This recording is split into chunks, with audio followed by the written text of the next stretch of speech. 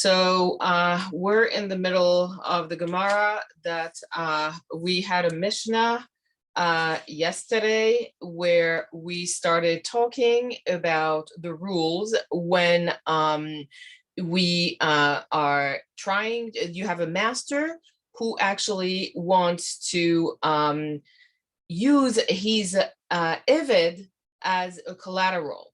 And then how it is that it's going to work in the case where he wants to actually free the Ivid. So it's a little bit complicated. Let's see what we can do with this. So you had like, I almost want to go back. Yeah, let's go back. Let's go back to the Gemara, actually.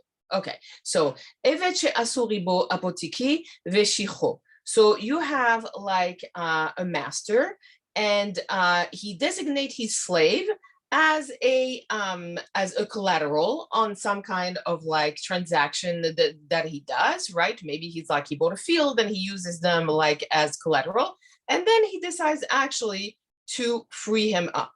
Mishicho. So who is it actually that has like freed him? Amar Rav Ribo Rishon. So it's like the so Rav says it's actually the first master. So it's like, you know, there's actually, it's not about like, you know, putting him as a collateral for a field, but it's like if he borrows money from a second person.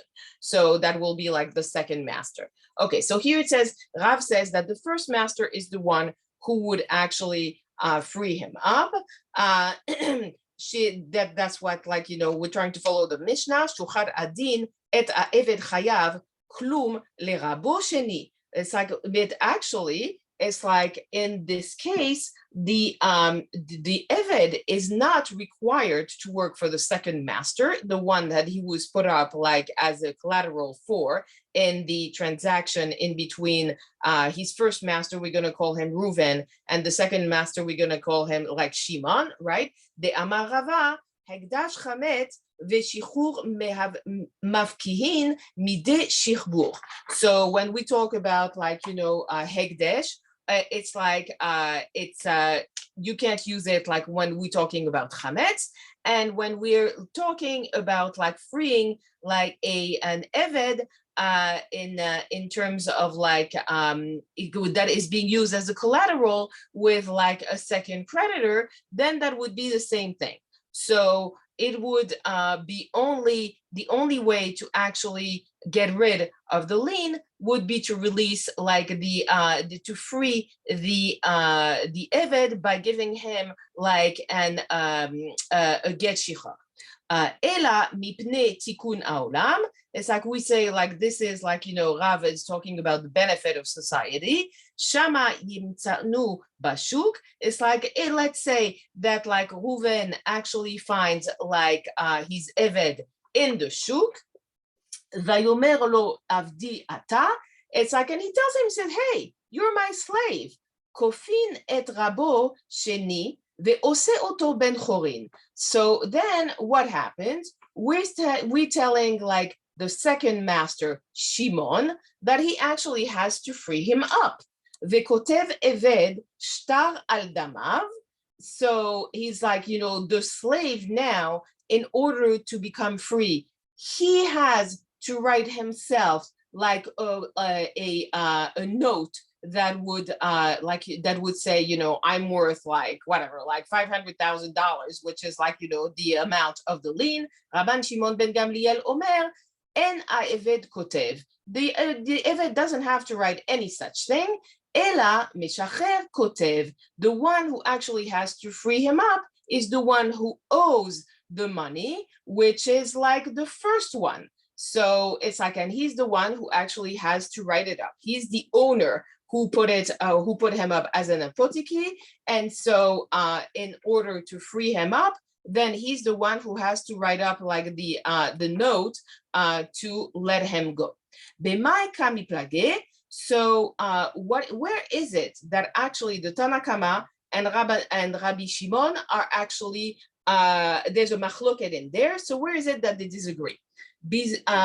B'mazik שבידו של אב חברו כמפלגה, they actually disagree in terms of like who it is that like is going to be able to like free the Eved, right? Because one of them is like owes money to the second one. He used the Eved as a collateral. Now it's like, you know, it's like who is obligated to actually pay in here in order to like let the Eved go free. דמר סבר,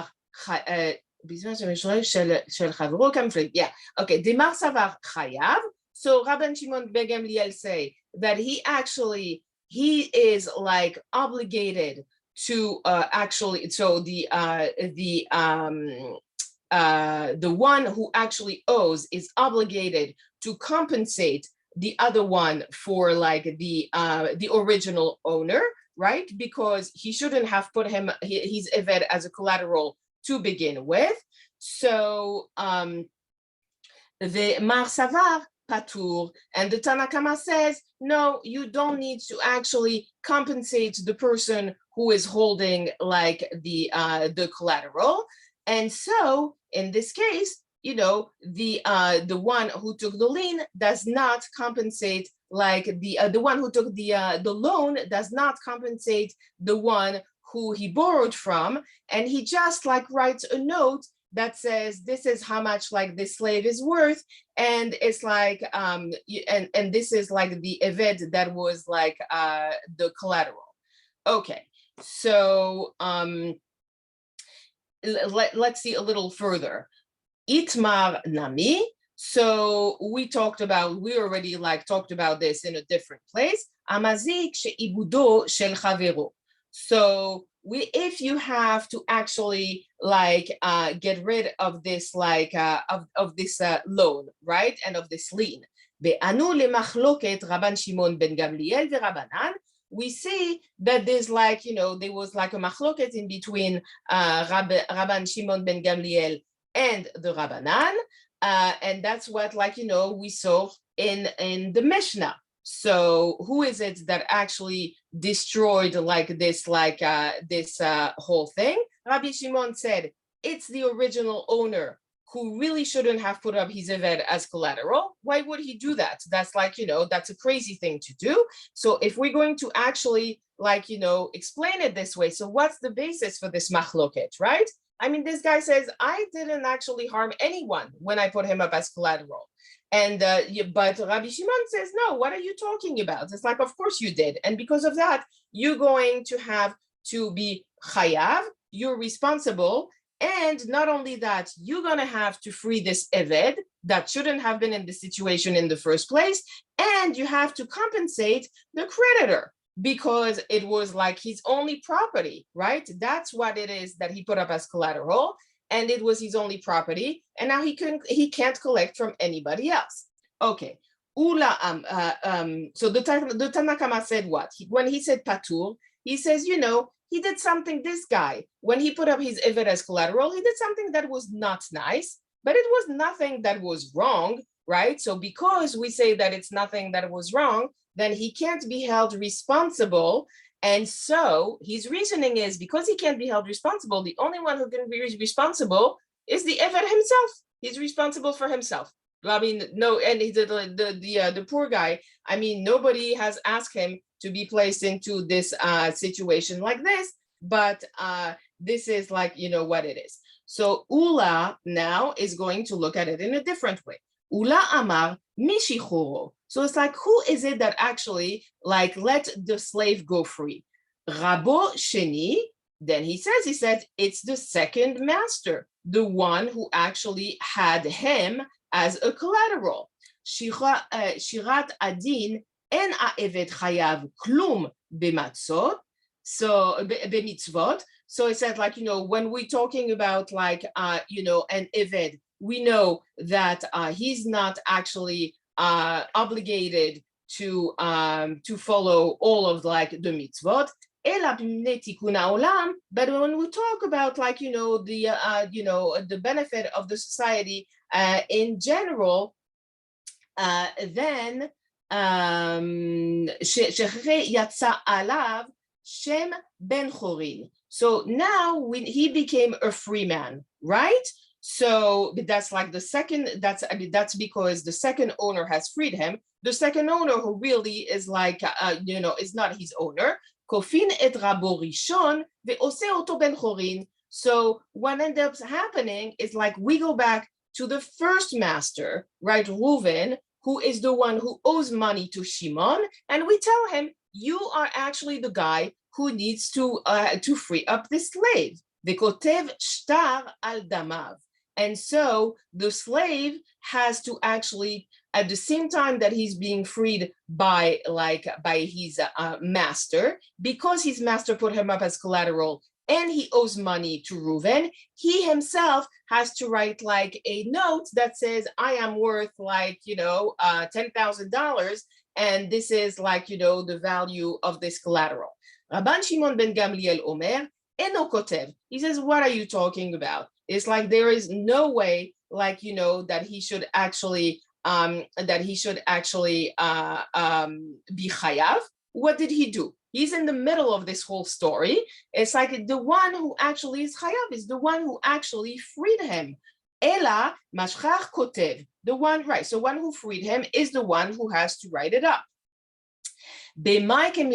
So what is it that they actually are arguing about? So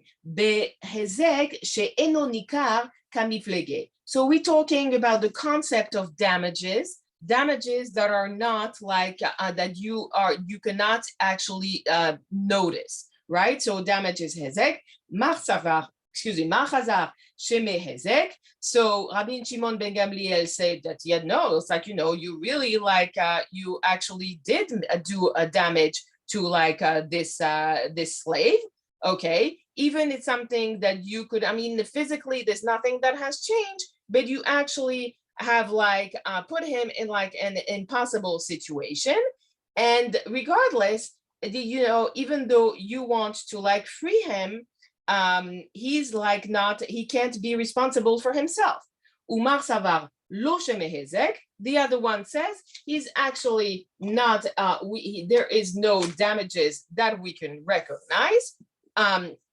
That's what the Tamakama is saying. And so because there's no hezek, so then it's like the guy Reuven who owes Shimon, he actually doesn't need to pay him for the value of the slave.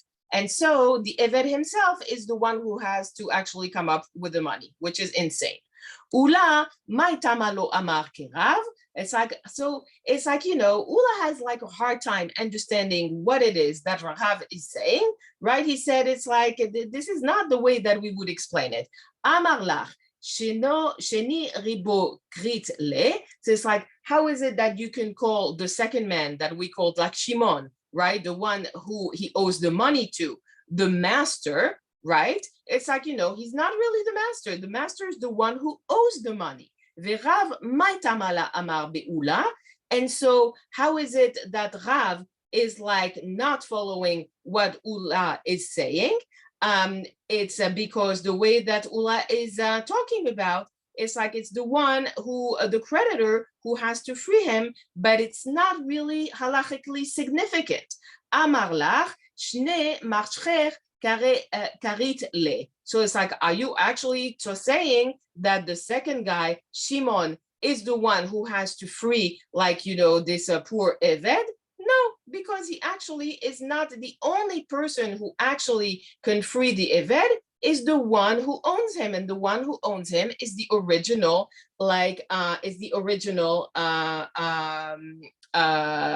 master. Okay, Itmar aose shededo apotiki leacherim. So you have one who actually owes money to a second person, and he's going to designate his field as collateral. So apotiki is actually a Greek word that means like, owe on the side. And so ve'shatafa nahar. So this field that we're using as a collateral for this loan gets completely flooded. There's nothing left, zero. Ami Shapir ne'e amar Rabbi Yochanan, So the name of this guy is Ami, like, the gorgeous guy, right? He says, like, in the name of Rabbi Yochanan, Eno gove meshe'ar nechasim, you can't collect the guy who owes. So Reuven owes to Shimon, right? So Shimon, he can't collect from Reuven. Why? Because what he put up as collateral was that field, and that field got completely ruined. ואבוה דשמואל אמר גובה משאר נכסים. And the father of Shmuel says, no, actually, the person who is owed the money, Shimon, he can go and he can find some other property that belongs to Reuven and he can collect from it. Okay, so when we're talking about like this, what Ami says, like he cannot collect from this property, so then we're talking about like a regular kind of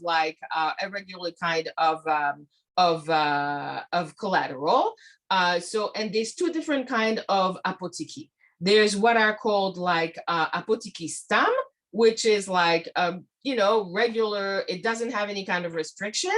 And you have an apotiki mefurash. Mefurash means that it's specifically designated at this field and nothing else. Okay, so Amar Rav Nachman Bar Yitzchak Mishum de Amar Shapir Naehu. It's because this guy says Omer she Shamata de lo Shapiran. He says because he's good looking, does it mean that actually he also says nice things? Nah, actually no. He didn't really said was talking nicely. He was talking specifically dafka about an apotiki meforash, which means that the person who is owed the money, Shimon, can only collect from this property and no other property at all. And if something happens to that property, that's too bad for him. He's not getting anything.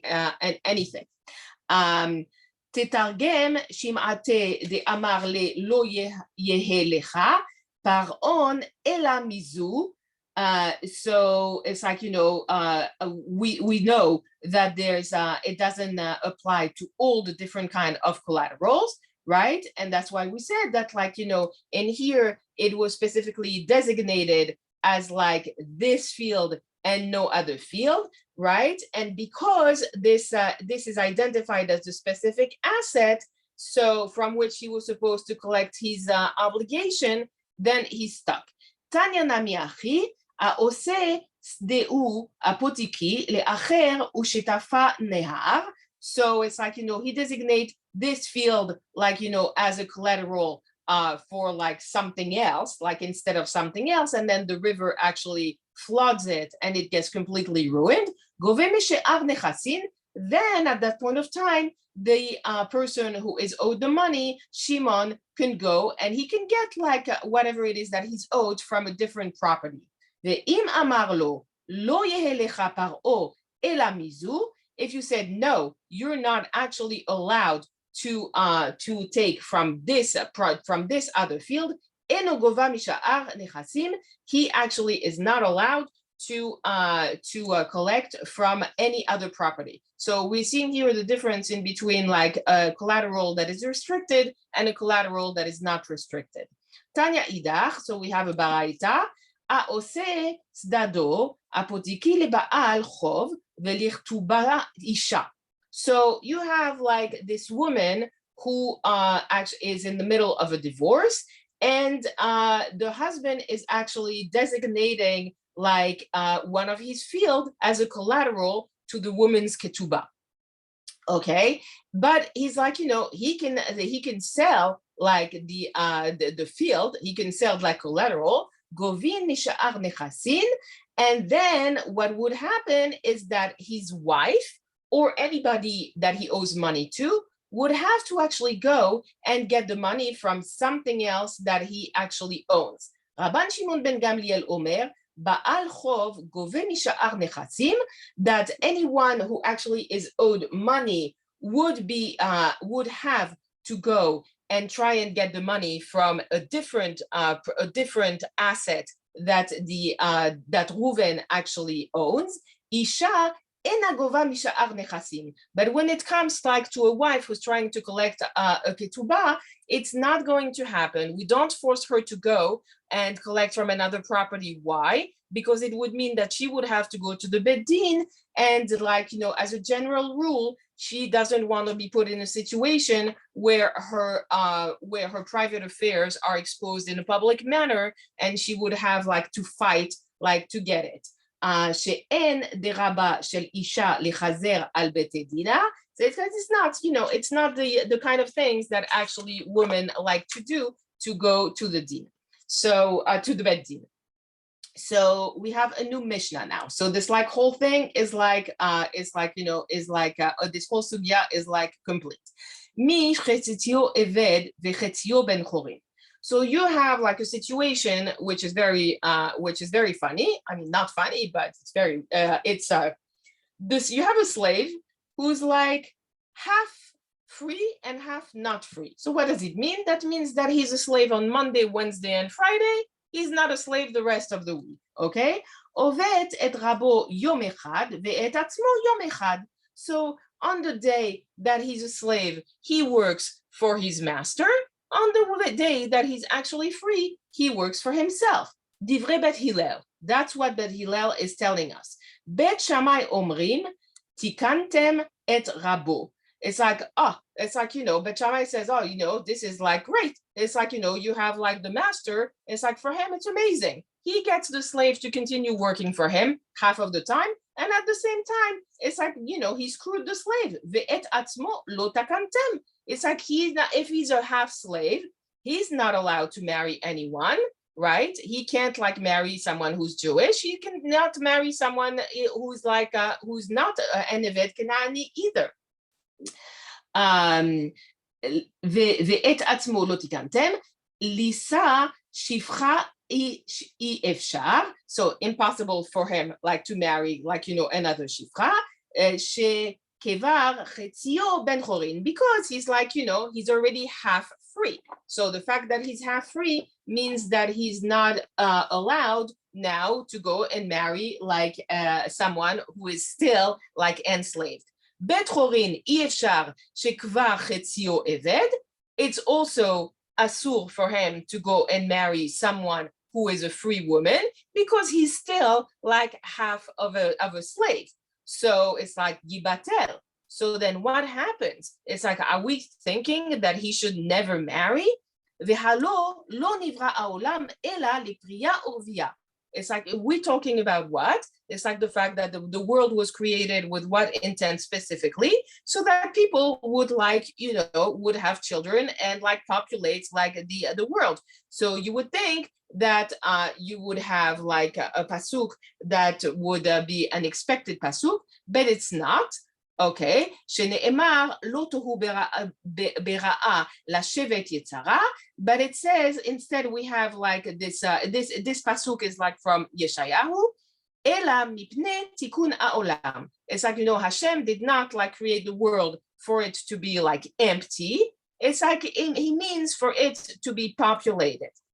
So if you leave the Eved or this Chatzi Eved in a position where he can't get married, then like, he's not going to be able to fulfill the mitzvah or puru of Urvu.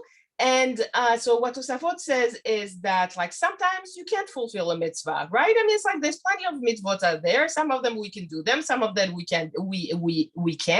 So if the Eved is in this type of situation and he's not going to get married and have children, then it's like, what can you do? It's like, that's the way it is. But the Torah specifically said that the world was created so that so that it would be populated.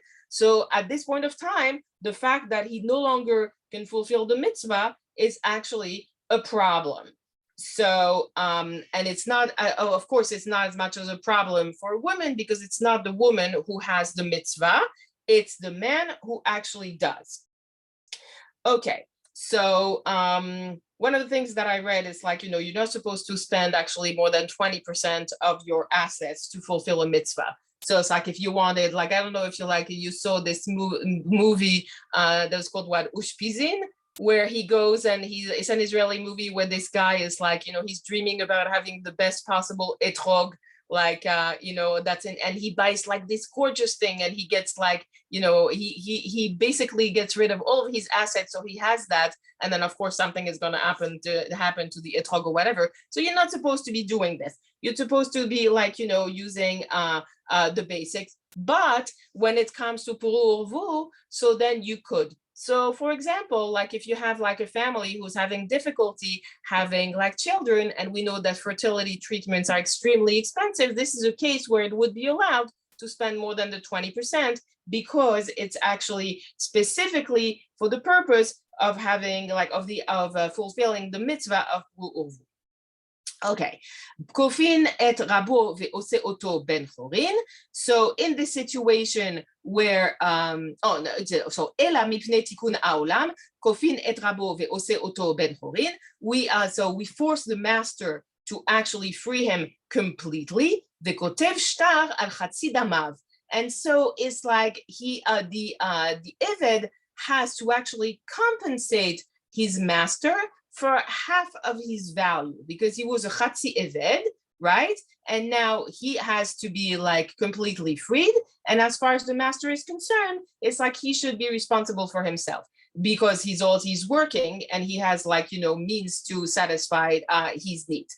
Vechazru bet Hillel lehorot kedivrei bet Shammai. And so Bet Hillel at this point of time is like, okay, it's like, I'm going to agree with Bet Shammai about what is being said here.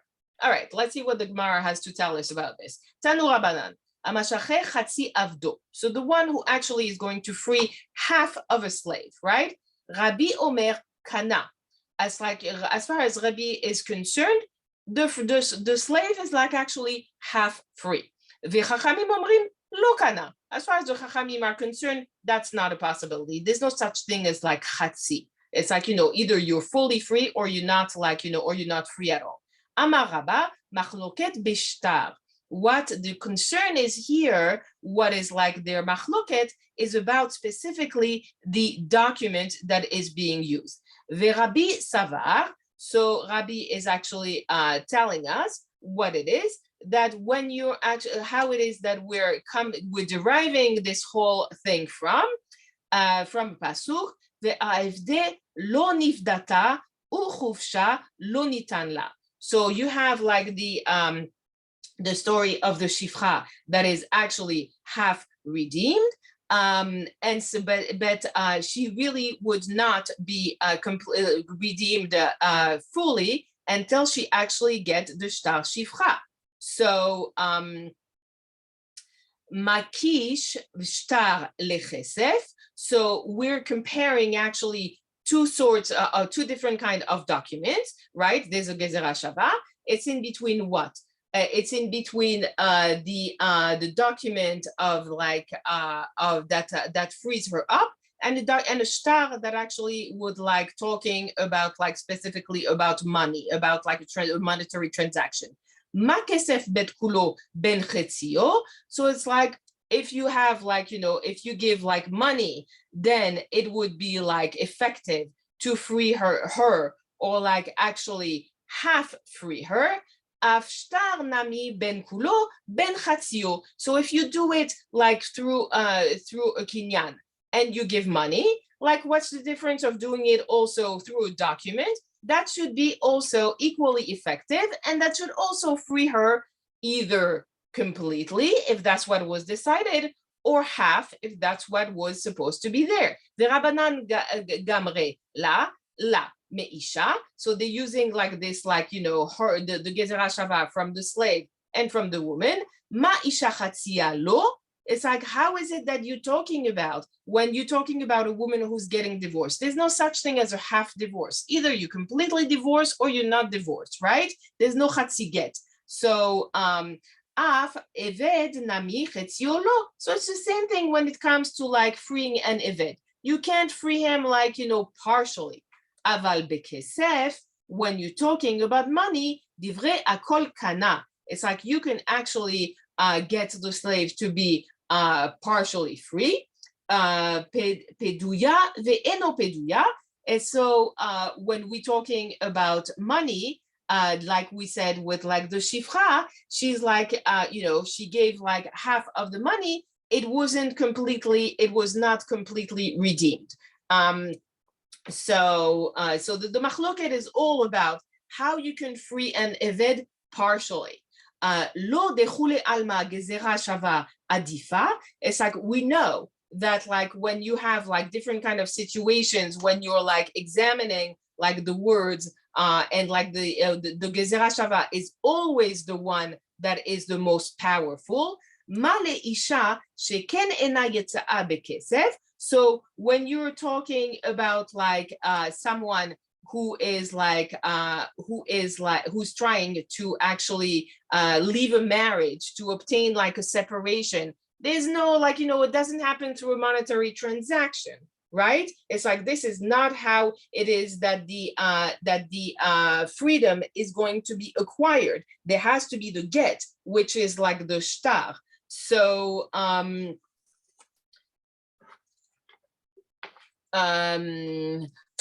be'eved sheyotze bekesef. So are you going to say the same thing when it comes to like the eved, that like, he could actually freed through like him being paying like something?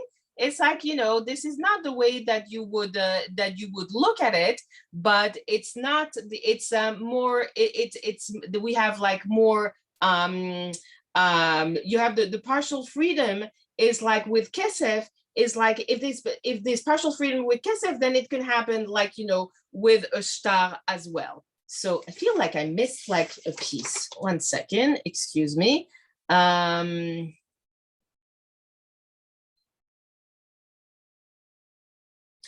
so it's like, so yeah. So it's like there's the two different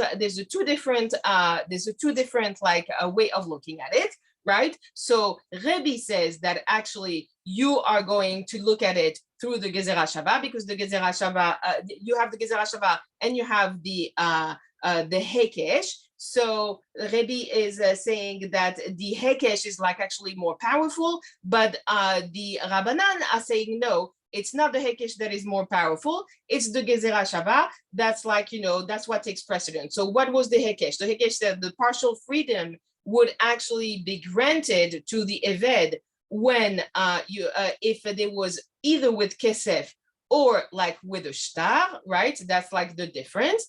And when we're talking about the Gezerah Shava, we learn it from the shtar shicha, right? And we learn that from the shtar get. So that's where it is that like we say that we have to reject it for once. The Gezerah Shava is not as powerful because it's like, there's no chatzi get. So a shtar, if we compare the shtar shicha to the get, then we can't say that this is effective. Lo dechule alma gezerah shava adifa. So this is like, this is a situation where not everybody says that the gezerah shava is like the most powerful. She'eno acha. It's like here Rabbi says that it's different. The ika lemifrach. So because there's a way that actually go against the gezerah shava. And we know that if there's a way to go against the gezerah shava, then we can hold that. Ma leisha sheken eno yotza bekesef. So when you actually say that you cannot give it like through like the money, then because the woman could not terminate her marriage with money, she can't buy herself out of the situation. So it's the same thing with the eved. Tomar be'eved sheyotze v'chesef. It's like, are you going to say that he could actually pay his way out? It's not going to work that way. He still needs the shtar shichach. Rav Yosef Amar machloket bekesef. So it's like this whole machloket about like redeeming like the eved and getting him to go free is specifically about money. Okay, the Rabbi Savar ve'hafde lo nifdata peduya ve'ena peduya. So it's like, we have like this pasuk that says like, she it was redeemed and she was not redeemed. So what is that? Is she redeemed or is she not redeemed? It's like, obviously she's like, she's only partially redeemed. That's like, what it is, and maybe that's enough. V'Rabbanan savre dibra Torah kilshon bene Adam. Rabbanan say that actually this is the way that the Torah expresses itself. So it's like, it's a matter of speech. That then when we're talking about like, the woman is, so it doesn't really mean that she's like partially like redeemed. Aval bishtar divrei akol lo kana. It's like we know that when we have like a shtar, we have a specific like document that is going to say, I am freeing like, whatever, Sarah, everything like, there's no chatzi freedom. It's like, it's everything. Mitve, so he's like, Rav Yosef students don't agree with him. Ameshacher chatzi avdo bishtar. It's like, if you have someone who actually says, I'm only letting my slave go, but partially, like, on Tuesday, Thursday, and on Shabbat, Rabbi Omer Kana, as far as Rabbi says, that's actually like effective. Chachamim Omrim Lo Kana. As far as they're concerned, it is not effective. So why is it? It's like, we're talking specifically about this shtar. Tiyufta de Rav Yosef. This is like something that goes like against Rav Yosef's explanation, tiyufta. So this is like, we understand at this point of time that it's actually ineffective. Bishtar ou depligé. So we saw from the Baraita that both the Rebbe and the Rabbanan, they were not in agreement when it came to the shtar. Aval bekesef lo pligé. But then it came to like talking about the money and like using it for partial redemption, they actually agreed on that, and they agreed that it was actually effective. Lema teheve tiyuvta de Rav Yosef betarte. So then what are we going to say? That this baraita is actually going against Rav Yosef in two ways, because first, what Rabbi says is that the shtar shicha, even if it's like, to free her partially, it is actually effective. And at the second, and on the second level, it means that as far as the Rabbanan are concerned, even if you give a partial amount to redeem her, it's like then it is going to be effective as well. Amar lach Rav Yosef, pligé bishtar vehu hadin bekesef. In reality, the whole thing is like, they're disagreeing about the money as well. They're disagreeing about absolutely everything here. The fact that in the Baraita, we are actually showing that there is an issue when it comes like to the specific document, leodiach kocho de Rabbi, that shows you how strong Rabbi is. Why? Because when you're talking about someone who's very machmir, right? If you don't really know what you're supposed to be doing, it's likely that you're going to be machmir because it's like, it's safe. You know that you're not going to err like if you go that way. But if you have someone who's actually mekel, that it means that he has actually thought about it a great deal. He didn't make like this decision lightly. So we see that he's confident in whatever it is he's talking about, and he's right. So this is something like, this is something that is very important. It's like, this is to show us that like the fact that there's an issue in terms of like whether the money is going to be sufficient to redeem her partially or not, is like something that is very well thought out, and that it's like Rabbi says, no, you can't do it. This is not valid. Koach dehetera adif la. It's like, but the way that the Baraita is relating the story is with like, we prefer to show like the power of being mekel, because that's actually much more difficult than it would be to not be. Tashma ve'afde. So when we go back to like a woman who's like in limbo. She's a woman who's promised to like a man, but she's like, and she's like actually, she goes with another man. She's not really like, going to be punished for that, because she's really not like in a complete situation. Yachol lakol. So you would think that now you would be able to like redeem her completely. She's, so she's not really, she's not completely free, and she's not like, nobody's going to punish her for what she has done. Talmud lomar lo nifdata. So she's not redeemed actually. I lo nifdata yachol lakol. So you would have thought that if she's not redeemed, that's because we didn't want to like redeem her completely, right? So and because she was like with a man who was like an Eved Ivri. It's like, but her marriage is not really like, it's not really recognized as such. Talmud lomar vehafde. And so what we learn is like, actually she's redeemed. So is she redeemed? Is she not redeemed? Haketzad. So it's like, which of the two is it? Peduya ve'eno peduya. So here she's redeemed partially. She's not redeemed completely. That's the difference. Vechesef besha vechesef. It's like, so when we're talking about like being redeemed by through money, it's like that is given from her master. This is how she's being redeemed. She's not being redeemed through a shtar.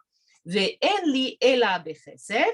It's like, so we know about like the shifra that can be redeemed like bekesef, beshtar manin. So where is it that we actually learn that she can be freed with a shtar as well? Talmud lomar ve'afde lo nifdata uchufsha lo nitan la. So you have like the pasuk that says she's partially redeemed, but she's not fully redeemed. So that's what redeemed, not redeemed means. And there was no shtar of like freedom of emancipation that is actually given to her. Velehalan hu omer, and somewhere else we're talking about like someone who's actually a woman who's getting divorced. Vechatav la sefer keritut. It's like, we give her like a note of like, to compensate her. And to like, kritut means that like actually they're going to be completely separated. Malehalan bishtar, afkan bishtar. So the same way that the woman actually managed to get like divorced with a shtar get, right? Then we can apply it the same way to the slave and the shifra. She should be able to be freed with a shtar shicha. So en li ela chetzio bechesef. So when we're talking about like being half freed with a kinyan, or kulo bishtar, or that the eved is actually being freed completely with like a shtar, chatzio bishtar minayin. So how is it that we can actually talk about half, letting him go halfway with a document? So we know that we can do it with money. Do we know that we can do it with a shtar? Talmud lomar ve'avde lo nifrata o chusha lo nitan la. So it's like we have like again like the same pasuk. She was redeemed. She was not redeemed. The first redeem meaning that she was partially redeemed. The second, when it says she was not redeemed, means that she was not fully redeemed. And that's like, and she did not receive like, a get shichut, maki shtar lekesef. So we compare actually, now we're going to compare the document that is going to allow her to become free with like the money that is being used like to actually pay for the freedom. Af shtar nami ben kulo ben chatzio. But so we see that actually in this case, we agree that the shtar is effective to also free the eved halfway. So this is what the machloket is about. It's like, can you actually pay out partially, or can you actually like use a shtar to actually let go of like this eved partially? That's that's what we've been seeing from the beginning. The beginning was like what was the divrei hakol, so that's what everybody like was talking about. And now what we're seeing here in like towards the end of this sugya is like it represents what Rabbi is saying. So bishlama le Rav Yosef batar de tiyuvta, right? So the way that we looked at it, it's like there was like this machloket, and we went against it. Ha nami Rabbi hi ela li Rabba. So it's like the end of the baraita, like the fact that you can partially free the slave both with a shtar or with money. That was the opinion of Rabbi. Ela le Rabba. So the way that Rabba is like was explaining like this whole machloket, Resha divrei hakol, the first like, so that's what I was saying before, like the Resha, the beginning of like of the sugya, we were representing the way that everybody, the Chachamim and the Rabbanim and whatever, were like looking at it. The Seifa Rabbi, and like the end of the Baraita is like we only see the opinion of Rabbi, who says that like you can use a shtar shicha to actually let go of the slave like partially. Amar lach Rabba, ach resha divrei akol vesefa Rabbi. So this is like, if like he says, oh, Rabba may tell you that. He may tell you that in the beginning, like, this was the way that everybody was looking at it, was actually looking at it. And that the end of it was like the way that Rabbi was looking at it. And it's like, this is like, we don't really need all of that. Rav Ashi Amar, Rabbi hi, but Rav Ashi says, what are you talking about? The entire Baraita is what Rabbi says. He's been telling us all along that you can partially free an eved, both with the money and with the shtar. And it's like in the end, the Rabbanan have to agree with him in the Resha that it's actually entirely his opinion. That's it for today. That was a handful. Thank you very much. Thank you. And have a good day. Good day.